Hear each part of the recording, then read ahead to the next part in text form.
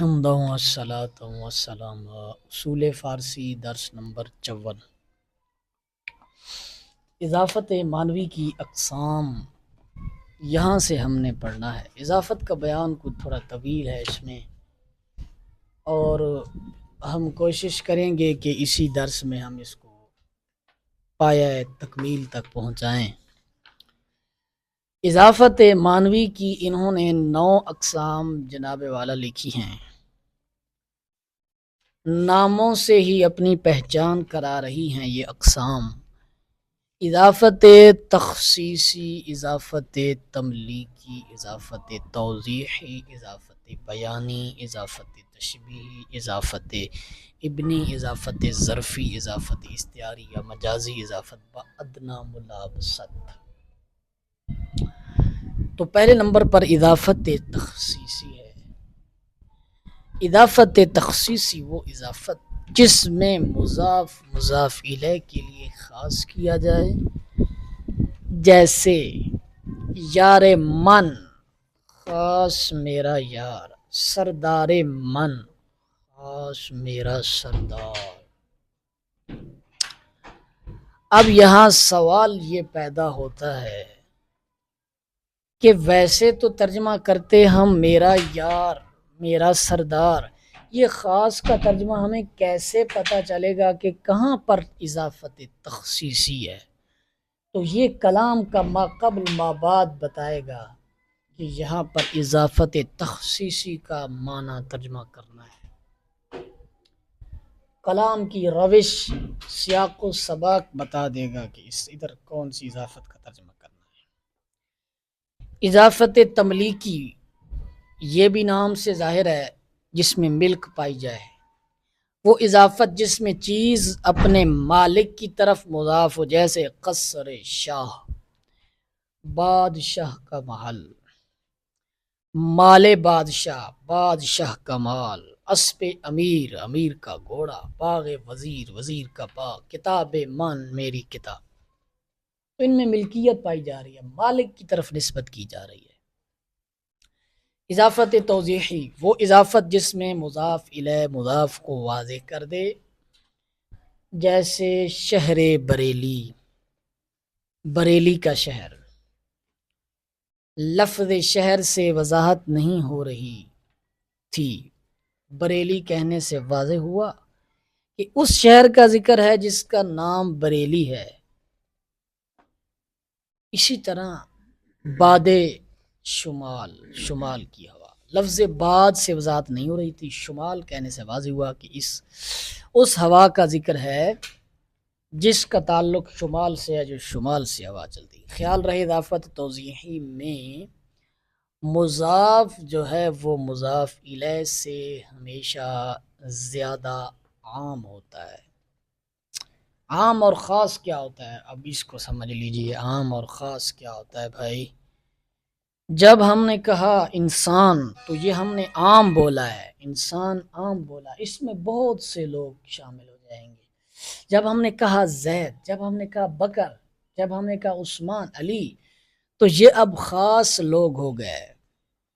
تو کہہ رہے ہیں کہ مضاف جو ہے وہ زیادہ عام ہوگا، زیادہ کہہ لیں دوسرے معنی میں نکرہ ہوگا، اور مضاف الیہ جو ہے وہ اس کی بنسبت معرفہ ہوگا۔ جیسے شہر بریلی، شہر عام ہے، کتنے شہر ہیں، پتہ نہیں کون سا شہر یہ عام ہے، تو جب بریلی کہا تو یہ خاص ہو گیا، وضاحت بھی ہو گئی شہر کی، کون سا شہر مراد ہے۔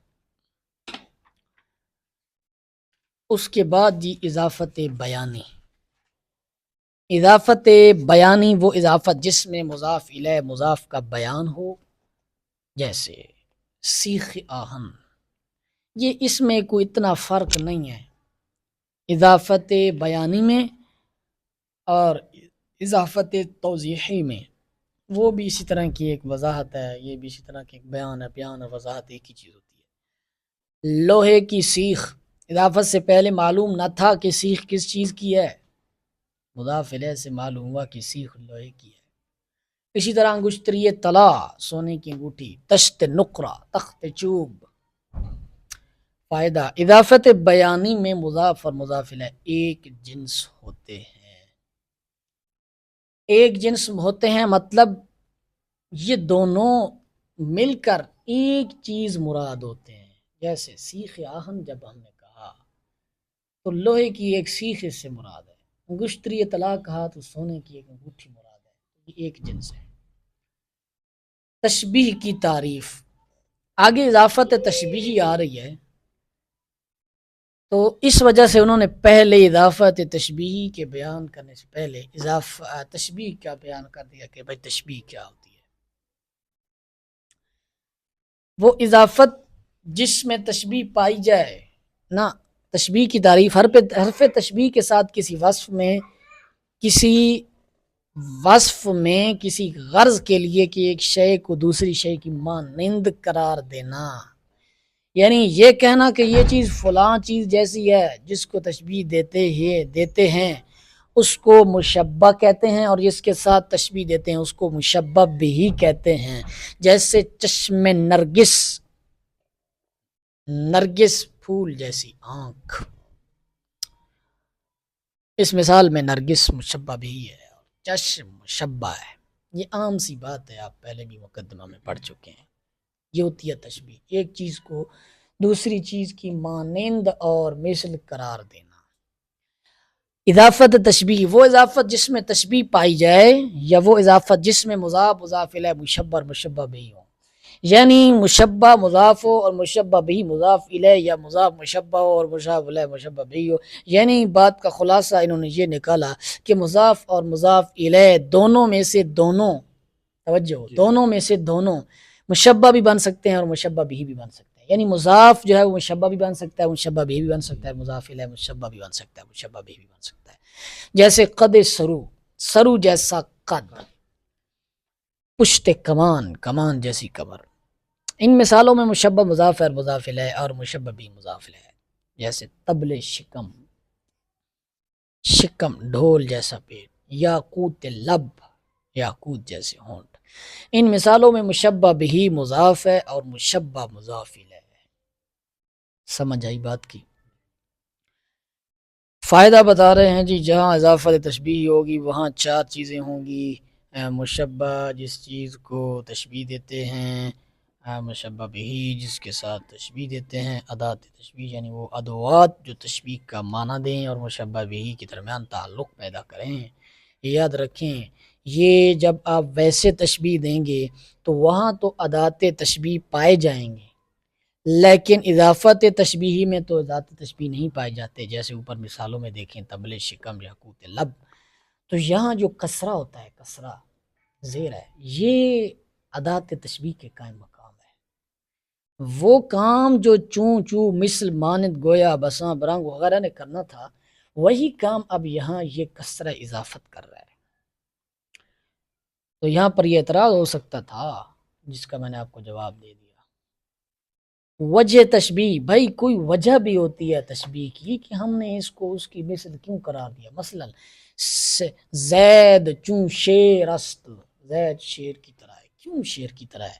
کہ اس کے اندر شیر کی طرح بہادری پائی جاتی ہے. جیسا شیر بہادر ہوتا ہے ایسا زید بھی بہادر ہے.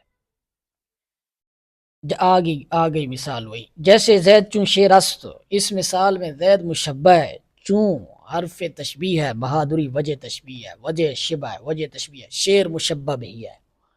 فائدہ اضافت تشبیہی کے ترجمہ میں کا کی کے راری رینانی نے نہیں آتا، بلکہ جیسی جیسے جیسا آتا ہے. یہی بات میں نے آپ سے پہلے کی تھی اضافت کے بیان میں کہ ہر جگہ ان 9 لفظوں میں سے آپ نے تلاش نہیں کرنا. کبھی کچھ مقامات ایسے بھی آ جاتے ہیں کہ جہاں ان 9 لفظوں میں سے نہیں آتا، اور وہ یہی مقام دیکھ لیجیے. یہ باتیں جو کی جاتی ہیں فنون کے اندر، یہ فنون کو گھیرنے کے لیے کی جاتی ہیں. ان میں سے اکثر باتیں اٹل نہیں ہوتی، پکی نہیں ہوتی، بلکہ یہ بات کو آسان کرنے کے لیے، فائدہ بتانے کے لیے یہ باتیں کی جاتی ہیں. ادات تشبیہ یہ ہیں: چوں چوں مثل مانند گویا بساں برنگ، آسا دا اوار ساں واں وند ون سار دس دیس بس فش وش گوئی گفتی چنا چنی. آگے ہے جی اضافت ابنی، بیٹے کے نام کو باپ کے نام کی طرف مضاف کرنا. عربی میں ابن اور بن بیٹے کو کہتے ہیں. جیسے عباس علی، اس میں بیٹی کے نام کو ماں کی طرف بھی اضافت کی جا سکتی ہے، یا بیٹے کے نام کو ماں کی طرف بھی اضافت کی جا سکتی ہے۔ عیسیٰ مریم، مریم کا بیٹا عیسیٰ، یا کہہ لیں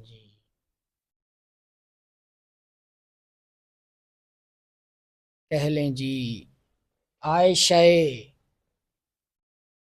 اگر کوئی عائشہ ہو اس کی والدہ کا نام جو ہے وہ مریم ہو مثال کے طور پر، تو عائشہ مریم، یہ اضافت اس طرح بھی کی جا سکتی ہے۔ انہوں نے صرف باپ کا لکھا ہے۔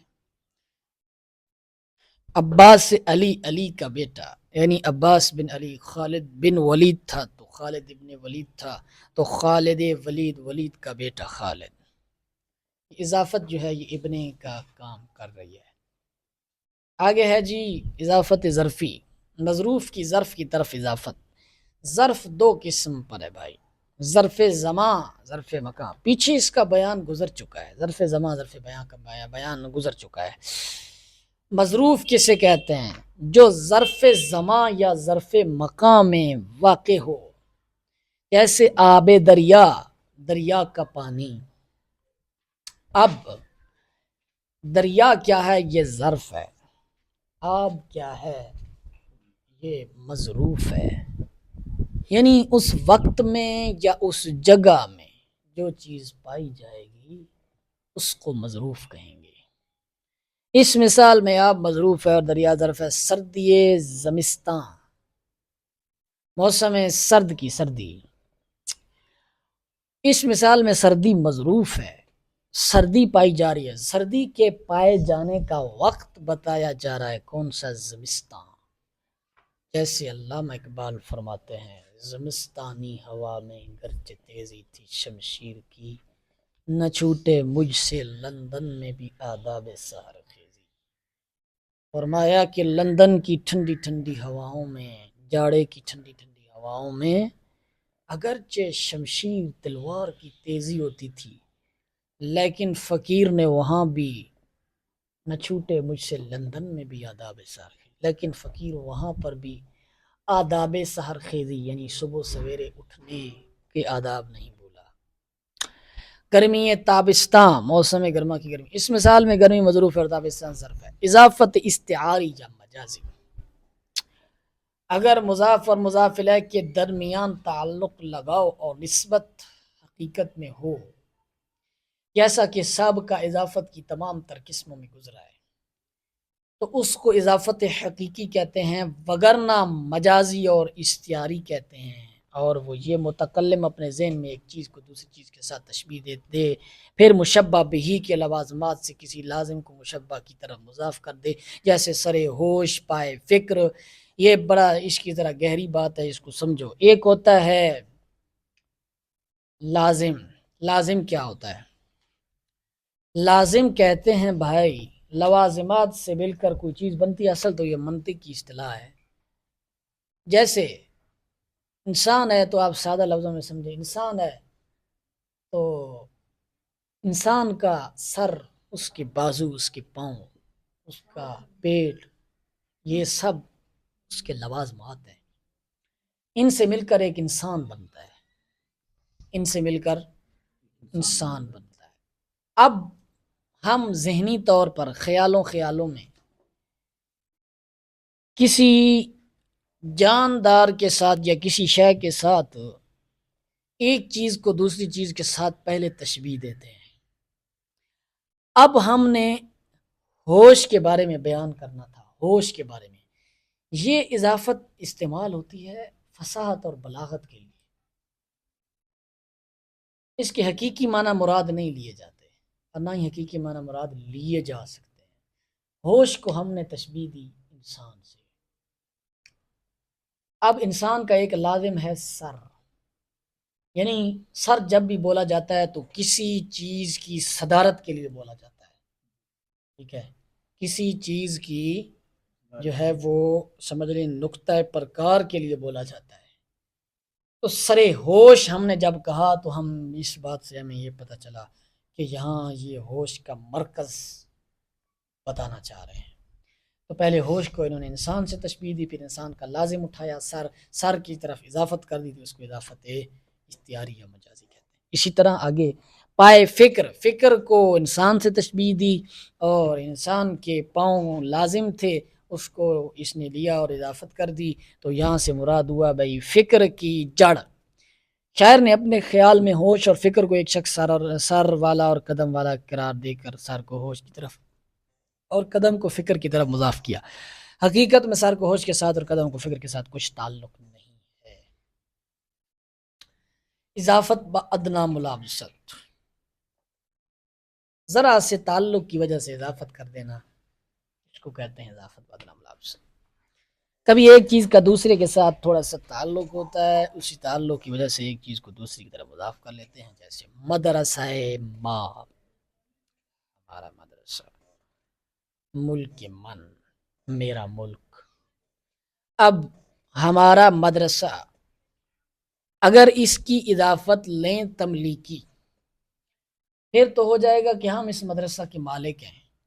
ملک من میں اضافت لیں تملیکی، تو پھر ہو جائے گا یہ ملک ہمارا ہے، ہم اس ملک کے مالک ہیں۔ ایسا نہیں ہے، مدرسہ کے ساتھ ذرا سے تعلق کی وجہ سے، ملک کے ساتھ ذرا سے تعلق کی وجہ سے اضافت کر دی ہیں، تو اس کو کہہ دیا جی اضافت با ادنا ملابست۔ یہ تھیں اضافت کی 9 اقسام۔ ان میں جو اضافت بیانی ہے اور اضافت توضیحی ہے، یہ تقریباً ایک جیسی ہیں۔ ھذا ھو المرام۔